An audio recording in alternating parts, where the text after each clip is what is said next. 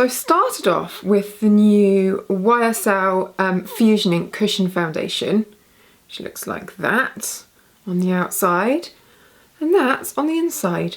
The reason I've already started is that I was taking some before and after pictures, and I didn't want to bore you with having to sit through that, so I've done a lot of my foundation already. This is bloody gorgeous. Really sort of lightweight. If you've ever used the Fusion Ink foundation, you'll know the sort of texture that I'm talking about. It's almost like putting on water, but the coverage is beautiful and it gives a good glow. I mean, it is really a very fine foundation. So that's what I've got on first of all. I am going to buff a little bit of, if I can find it, here it is, highlighter into my cheekbones. This is the Bourjois Sculpt Light, and I mentioned this one in my 10 highlighters for under £10 video, which went down very well, that video. Thanks for all your comments on that. I should be doing another one of those soon with a different sort of subject matter, so whether it's liquid lipsticks or moisturisers or blushers for under £10, I don't know yet. You'll have to wait and see. But I'm aiming to do one a month. So a little bit of highlighter there, and then also a little bit under the eyebrows. Haven't actually done my brows yet, but I'll do those in a second. Now for my blush, it's sort of a blush bronzer hybrid, this one. I'm using Alluring Rose from Max Factor. It's the Creme Puff Blush. If you've been following me for a while, you'll know that I really love these little pots of blusher. They're good dupes for the Hourglass powders.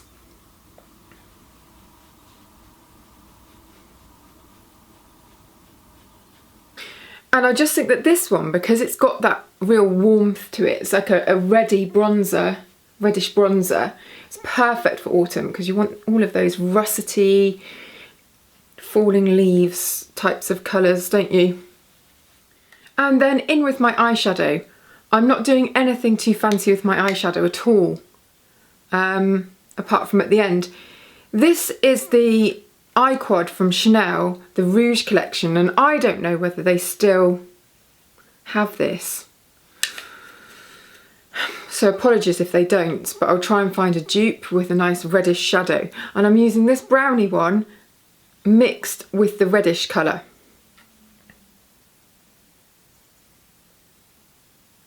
Lots of people commented, I can't remember what video it was that I had this look on, or similar, but lots of people commented and said that they really loved it. So I'm applying this shadow using the massive Bobbi Brown shadow brush they do, but actually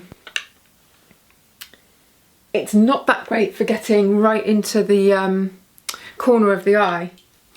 I'm using the Real Techniques Bold Metal eye brush just to blend that all in. And I think, because I really want to go quite red with this, I'm just going to do a little wash of red over the top. Now look, there are probably a cajillion eyeshadows you can do this with and get the same effect, but I just love the Armani Eyes to Kill ones because they're so glittery. I'm going to use a gold glitter.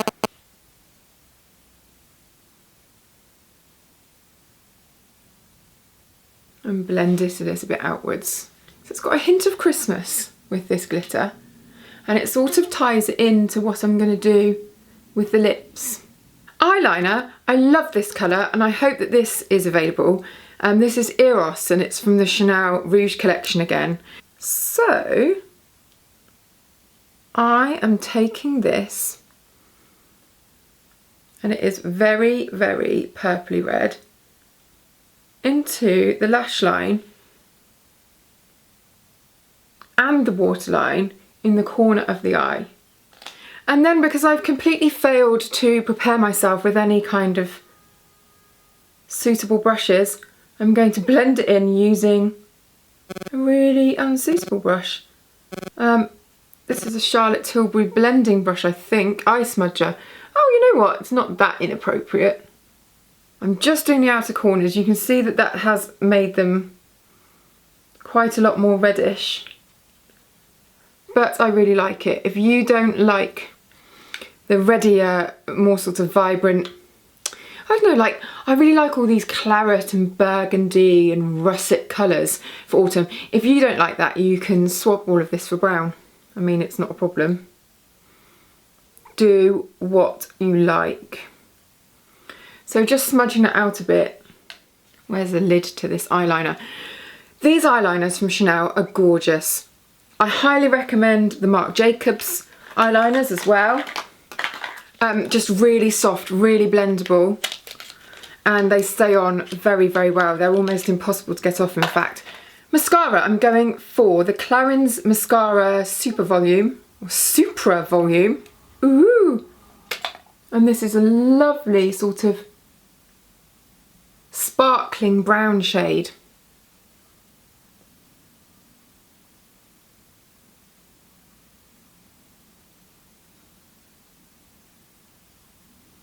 Again, you can use black.